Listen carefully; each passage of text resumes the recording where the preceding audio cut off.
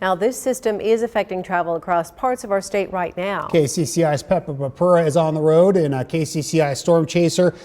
Pepper, you're in the metro area. Are you feeling any sort of strong wind yet? We certainly are, Ben, and apologies, I did that a little bit early.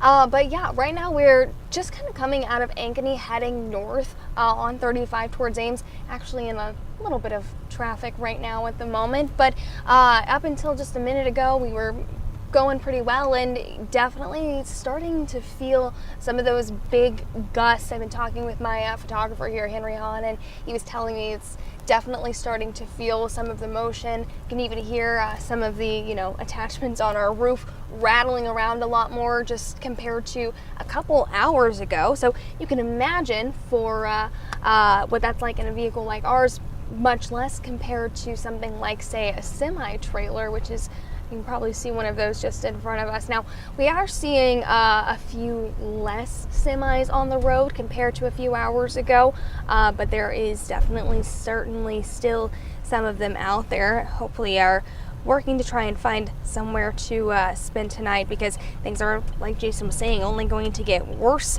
from here. So we did talk to some trucking experts today. They say the timing of this weather means that there are even more large trucks being forced to put their loads in park because of the timing of how everything is working out right now. High winds forecast in central Iowa are a red flag for the highway's most frequent travelers.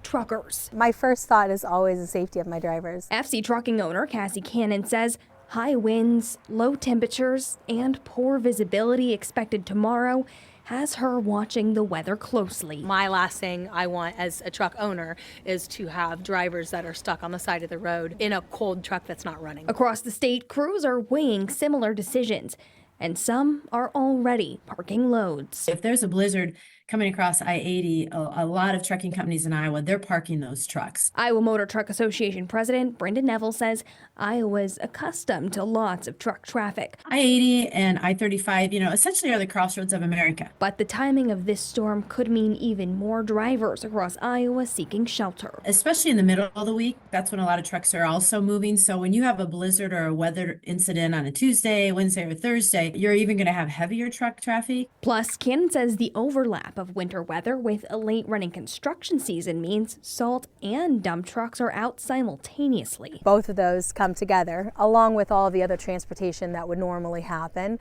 There are still more trucks on the road that I would say than I've seen in the last few years.